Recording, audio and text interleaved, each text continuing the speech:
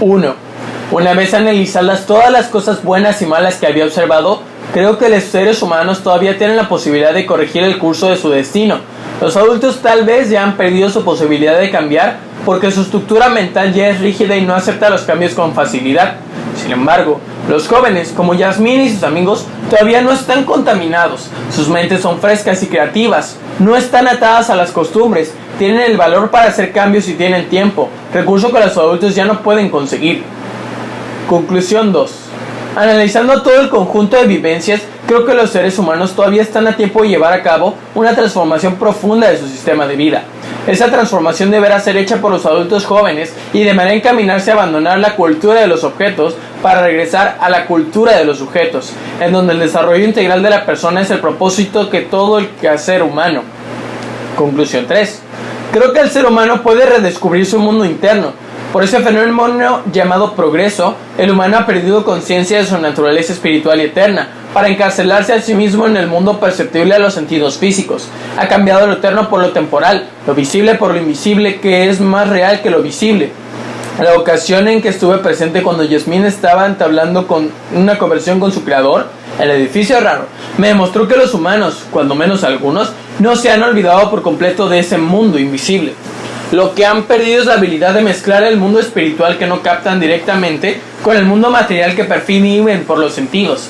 Se han olvidado de las fuerzas que actúan en ese mundo invisible del espíritu y por lo tanto no las pueden aprovechar para moldear su mundo material. Dan rienda suelta a esas energías negativas que existen en el mundo, en el rencor, en los celos, y no caen en cuenta que esa es la fuente de sus problemas.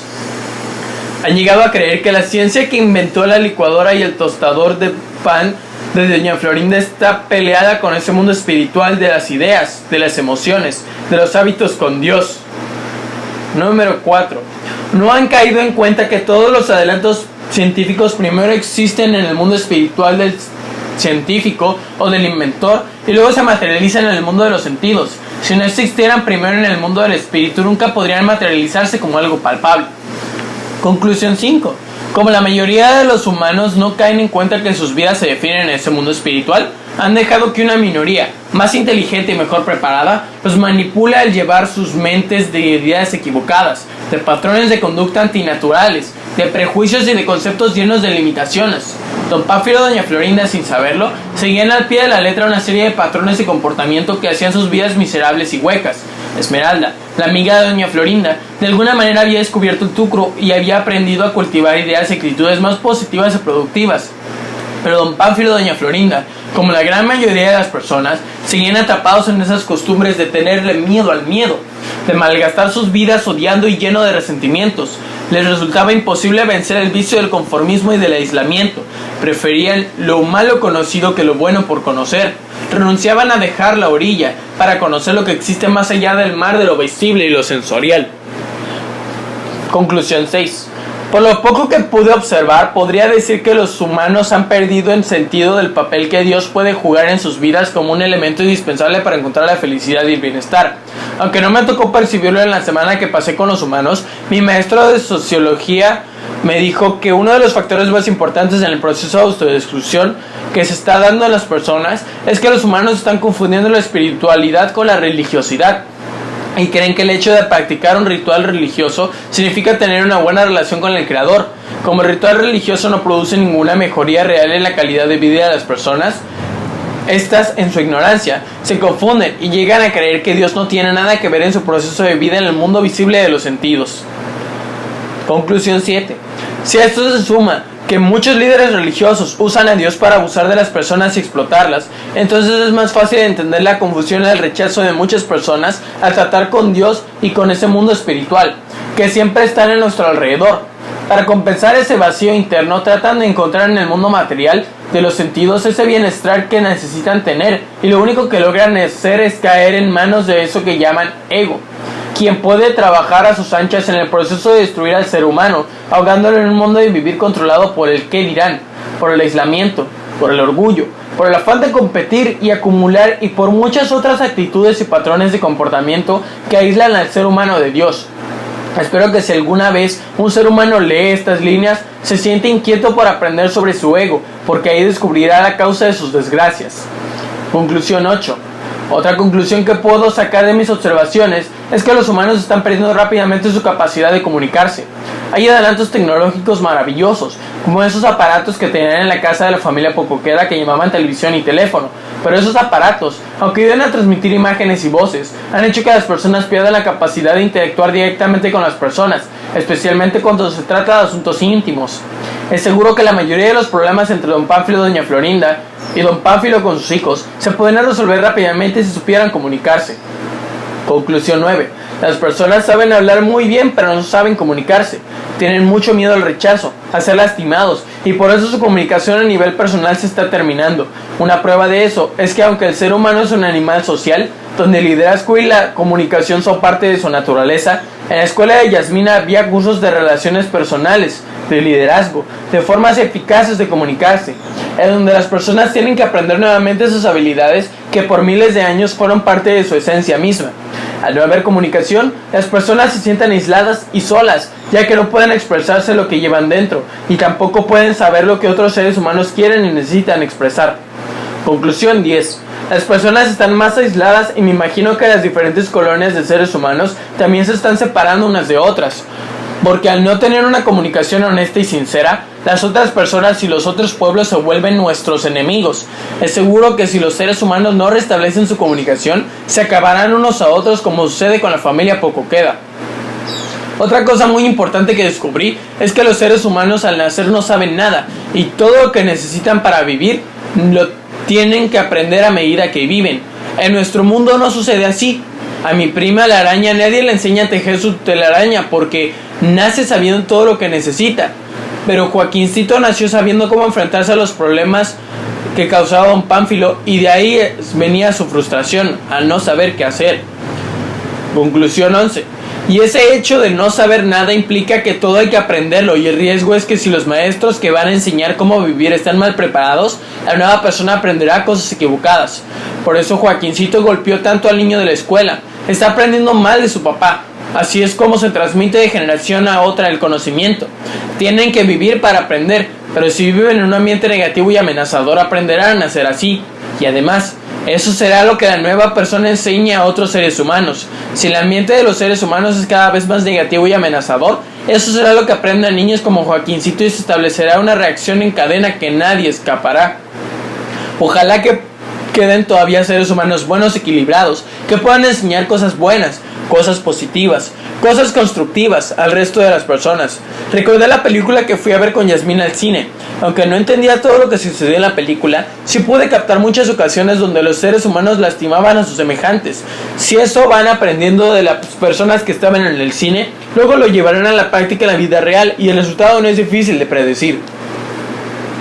Conclusión 12. Otra cosa que pude observar es que los seres humanos han perdido conciencia de la importancia de la conservación de la naturaleza tiene para poder seguir viviendo. Cuando anduve fuera de la casa de la familia Pocoqueda pude observar que el mundo de vivir de los humanos requiere extraer grandes cantidades de materiales de la naturaleza para construir sus ciudades y mantenerlas funcionando. Conocí muchos materiales nuevos que no se encontraban en el medio natural y me dio la impresión de que al crearlos nunca pensaron en formas de reciclarlos. Había mucha basura en la ciudad y se podía percibir esa actitud de sacar de la naturaleza sin preocuparse de las consecuencias que eso podría ocasionar. Ahora entendía por qué en el hormiguero notábamos algunos cambios que no podíamos explicar. Las lluvias ya no se presentaban como antes. La temperatura también había variado. En el agua y en el aire podíamos percibir sustancias químicas que hacían gran daño en el hormiguero y en ocasiones muchas compañeras morían a causa aparente. La hierba se secaba y los árboles se les caían las hojas. Encontraban muchos animales muertos y había incluso animales y plantas que al parecer habían desaparecido porque ya no las encontrábamos en nuestro territorio. Estoy seguro de que cuando menos los miembros de la familia Pocoqueda le dan muy poca importancia a estas cosas, ya que su manera de vivir no les permite ver más allá de la puerta de su casa. Lo triste es que ya sea por la ignorancia o negligencia, están firmando su propia sentencia de muerte, incluyendo en ella a todos los otros seres vivos del planeta. Creo que la naturaleza ya ha empezado a tomar ciertas medidas para eliminar a la especie humana, quien está abusando sin consideración de un sistema que ha funcionado en armonía durante millones de años. Los seres humanos no han aprendido de ese pasado que estudian a través de la paleontología, que demuestra sin lugar a dudas que a la naturaleza se les ingenia para eliminar del sistema cualquier elemento que perturbe el equilibrio. Los seres humanos creen que han llegado para quedarse, cuando en realidad acaban de llegar a ese sistema, y en la escala cósmica el tiempo han existido es solo un suspiro comparado con el tiempo que la naturaleza tiene trabajando. Conclusión 13. Otra cosa importante que descubrí es que los seres humanos, al igual que nosotras las hormigas, tienen la necesidad de permanecer a una comunidad. No pueden vivir aislados, por eso don Pánfilo y doña Florinda prefieren vivir juntos peleando que separados y en paz. Ese miedo a la soledad que mencionaba doña Florinda en muchas ocasiones no es otra cosa que la necesidad de pertenecer, y no creo que tenga nada de malo sentir la necesidad de pertenecer a un grupo. Lo malo está en no desarrollar las habilidades y mecanismos para vivir en armonía. Nosotras las hormigas tenemos todo un sistema de normas de conducta que permiten que la convivencia se pueda dar aunque vivamos en el hormiguero miles de hormigas. Es cierto que en nuestro caso es más sencillo porque no tenemos la capacidad de escoger qué tienen los seres humanos. Nosotras nos tenemos que sujetar a reglas concretas. Los seres humanos pueden decidir no hacerlo o pueden decidir cambiar las reglas en cualquier momento. Eso plantea la posibilidad de errores y dificultades que nosotras nunca tendremos que enfrentar porque no conocemos eso que se llama libertad. Nuestro sistema se ha desarrollado a lo largo de millones de años y eso hace que sea perfecto, pero los seres humanos son recién llegados al planeta y por eso apenas están aprendiendo a vivir juntos, y espero que aprendan antes de exterminarse a ellos mismos. En nuestro sistema se han desarrollado una fórmula que nos funciona muy bien y creo que también les podría funcionar a ellos, pero no la han descubierto. En el hormiguero cada quien se acuerda de sus obligaciones y de los derechos de otras compañeras. Los humanos lo hacen al revés y de ahí surgen las dificultades. Ellos se acuerdan de sus propios derechos y de las obligaciones de las otras personas. Por eso se aíslan y tienen que vivir a la defensiva, cuidándose de los otros seres humanos. En lugar de trabajar juntos en equipo, compiten unos contra otros. Ninguna comunidad puede vivir largo tiempo con esa filosofía. Nosotras usamos nuestra comunidad para apoyarnos unas a las otras y por eso hemos sobrevivido durante tanto tiempo. Ellos, los seres humanos, han perdido el concepto de hermandad y se encuentran muy divididos en consecuencia y por eso se sienten solos. En lugar de buscar el diálogo y la comprensión mutua, buscan la confrontación y separación. Necesitan vivir juntos porque están perdiendo la capacidad de hacerlo. Su libertad les está haciendo daño en este aspecto, ya que su ego controla sus vidas y han olvidado que todos provienen del mismo creador. Espero que cambien pronto. Conclusión 14. Y para terminar, compañeras hormigas, quiero hablarles un poco de eso que se llama hace unos momentos. Eso que es la libertad. Esa es la característica más importante que encontré en la vida de los seres humanos. En eso somos completamente diferentes los humanos de las hormigas y de cualquier otro ser vivo en el planeta. El creador les ha hecho un regalo que no conocemos nosotras. Ellos pueden escoger cómo quieren vivir, pueden escoger cómo pensar, cómo sentir, tener la capacidad de cambiar cualquier cosa que deseen en sus vidas. Sin embargo, he podido comprobar que esa habilidad, que puede ser una bendición, también puede ser una maldición cuando no se usa correctamente. Ese regalo que puede ser la llave para entrar a una vida feliz, también puede ser la llave para entrar en un mundo feo y triste. Es un arma de dos filos, ya que puede producir bondad y maldad, puede construir y destruir, puede ser fuente de vida y fuente de sufrimiento y maldad, puede ser el medio de salvación para la raza humana y puede ser la razón de su extinción definitiva. Creo que los seres humanos usan ese don en forma muy irresponsable y de no haber un cambio muy pronto, creo que será la causa de su infortunio interno. Nosotras no tenemos que tomar decisiones en cuanto a nuestra manera de vivir, ya que aquí todo está definido y solo tenemos que seguir las indicaciones grabadas en nuestro código genético. Los humanos viven en condiciones que cambian todos los días y eso los obliga a tomar decisiones para enfrentar un mundo diferente todo el tiempo. Como las reglas del juego no están claras y muchas personas deciden buscando su beneficio personal antes que asegurar el beneficio de toda la colonia, se autodestruyen. La familia Pocoquedo es un ejemplo de eso. Todos buscan caminos diferentes en lugar de trabajar juntos para encontrar la mejor solución para todos los involucrados. Prefieren separarse antes que trabajar en equipo. No han entendido que el Creador les regaló ese don para que trabajen junto con Él, construyendo una vez más un mundo mejor. Han utilizado el regalo para separarse de su Creador y destruir su obra, abusando de la naturaleza hasta el cansancio, destruyendo otras personas sin importarles la esencia divina que habita en cada ser humano, independientemente de su color, usan el regalo para propósitos mezquinos, para oprimir a los más débiles, para llenar sus mentes de material dañino en lugar de cultivar valores que confirmarán su naturaleza divina. Creo que la libertad bien empleada es el único camino que tienen los humanos para mejorar y resolver sus problemas. Solo haciendo buen uso de ella podrán permanecer sobre la tierra.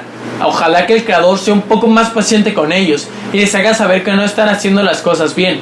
Están pisoteando un don sagrado para convertirlo en la mayor causa de sufrimiento y opresión que el planeta haya conocido.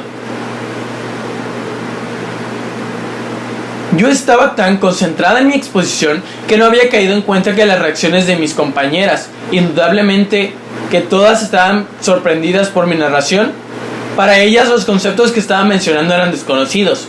Ellas no han experimentado el sabor de un pedacito de pan tostado, ni la sensación de estar dentro de la mochila de Yasmín, mucho menos podían visualizar el rencor o el miedo de los humanos.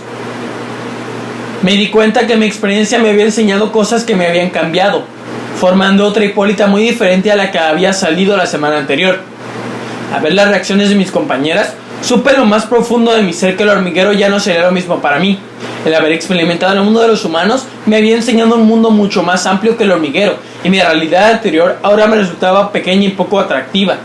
Observaba a mis compañeras y comprendía que ya no hablábamos el mismo idioma. Sin yo saberlo, se había cerrado un capítulo en mi vida y empezaba otro del cual yo no tenía idea de qué iba a pasar. Mis compañeras no tenían idea de lo que pasaba en mi interior, y aprovechando la pausa que hice en mi exposición, hicieron algunos comentarios y sacaban sus propias conclusiones en base a lo que yo había dicho.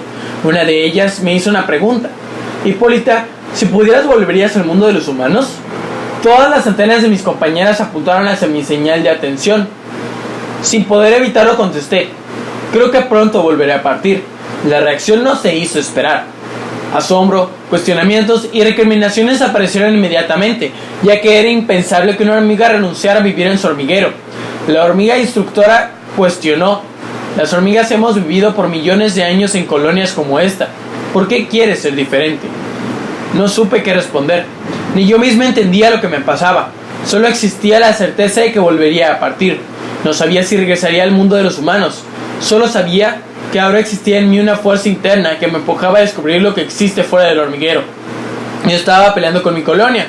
No me sentía desilusionada por no haber recibido un recibimiento de acuerdo a mis expectativas. Solo sabía que el mundo del hormiguero ya no era suficiente. No era un mundo malo, solo resultaba insuficiente. La reacción de mis amigas me hizo titubear al pensar que el mundo de las hormigas solo es el hormiguero. Sin embargo, en ese momento algo trajo a mí el recuerdo de Venancio y mi incertidumbre desapareció. Existía otra hormiga que vivía fuera del mundo del hormiguero. Una vez más, Venancio, sin saberlo, había venido en mi ayuda, apareciendo, igual que siempre, en el momento preciso. Si Venancio pudo hacerlo, yo también podría. Eso era todo lo que necesitaba saber. Después de ese análisis, volví a mi mundo externo del salón de clases. Un mundo eternamente oscuro, ya que la luz del sol nunca había llegado al lugar donde nos encontrábamos. Un mundo oscuro de repente se llenó de luz invisible de la esperanza de una vida mejor. Mis compañeras no conocían esa luz, vivían en la oscuridad del instinto y la costumbre, como don Pánfilo y doña Florinda. Cegada por esa salud interior, respondí a la hormiga instructora: no quiero ser diferente a ustedes. Lo que pasa es que ahora entiendo que lo importante no es ser igual o diferente. Entiendo lo importante que es ser yo misma. Hay una urgencia por ser una Hipólita, no la Hipólita del hormiguero, sino la Hipólita que yo misma pueda descubrir dentro de mí. Imagínense el revuelo que se armó. Una hormiga quería ser diferente. Una hormiga renunciaba a su naturaleza de ser parte del hormiguero para ser un individuo con identidad propia. Imposible, nunca se había hecho.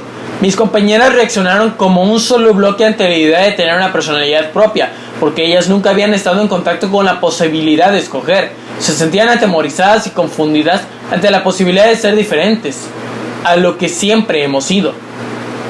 Sentí un poco de lástima por ellas, y la primera sorprendida fui yo, porque sabía que las hormigas no podían sentir. Sin embargo, en ese momento estaban sintiendo.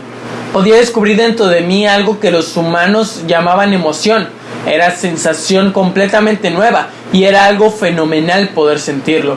Aunque hubiera descubierto esa capacidad por medio de una emoción un poco negativa, como era la lástima. Por unos momentos yo estuve desconcertada porque no alcanzaba a entender por qué había pasado dentro de mí. Definitivamente, algo había cambiado. porque estaba haciendo algo que se supone ninguna hormiga puede hacer. Frente a mis compañeras de clase, rodeada de un gran ruido externo de olores y contactos de antenas, se hizo un profundo silencio interior. Mis compañeras hormigas desaparecieron. El hormiguero entero desapareció. Mi conciencia de hormiga desapareció también. De pronto, sin saber cómo, descubrí la presencia viva del Creador dentro de mí.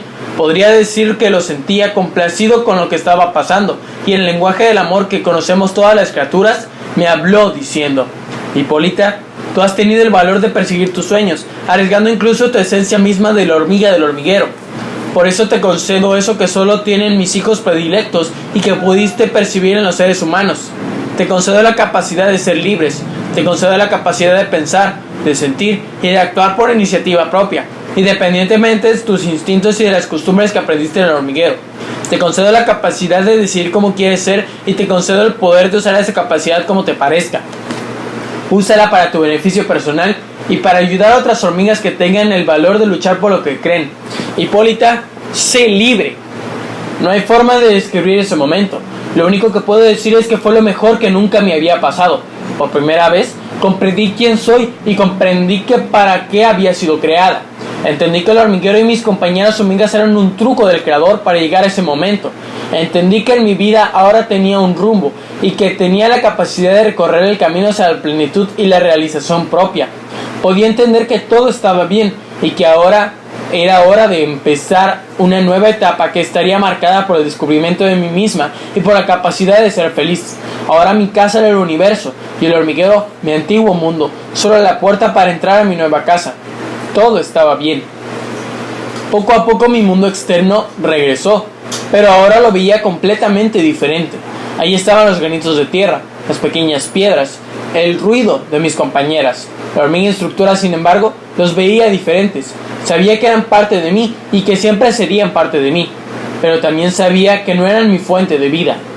Dejé pasar unos momentos, observé detenidamente todo lo que me rodeaba y, haciendo una pequeña reverencia como señal de respeto y gratitud, di media vuelta y empecé a buscar la salida del hormiguero ante el asombro de mis compañeras. Al caminar por los túneles me sentía morir y nacer al mismo tiempo. Descubrí que esas palabras solo son dos formas diferentes de expresar lo mismo. Siempre que se muere, se nace. Son parte del mismo camino. Sentía morir a la vieja Hipólita y sentía nacer a la Hipólita nueva. Y en ese morir y nacer, continué caminando hacia mi nueva vida, llegando pronto a la entrada del hormiguero. Era una noche esplendorosa. La luna se dibujaba como una pequeña sonrisa, que era la sonrisa del creador porque seguía complacido. Las estrellas brillaban como piedras preciosas en el cielo oscuro. La brisa era suave y cálida, impregnada de todas las fragancias inimaginables. Era un recibimiento que derrochaba lujo y riqueza. Organizó para la nueva Hipólita que acababa de nacer. Solo pude observar y agradecer. Después de unos momentos de contemplar todas las maravillas que me rodeaban, giré un poco para decidir qué haría, y al hacerlo me dio un brinco el corazón, porque ahora me podía brincar el corazón. Ahí estaba Solovino y Venancio observándome divertidos. De momento no pasó nada, solo agradecimiento y armonía. Solovino rompió el silencio, diciéndome simplemente: ¿qué tal, hormiga hiperactiva? No pude resistir más y abracé a Solovino en el corazón. Venancio, con la misma actitud de siempre, sabiéndose conocedor de los secretos de la vida, levantó una antena hacia el cielo tachando de estrellas y dijo: ese es nuestro próximo destino. Vámonos. No hubo necesidad de más. Comprendí que todo estaba bien y que una nueva aventura acababa de empezar. Era grandioso.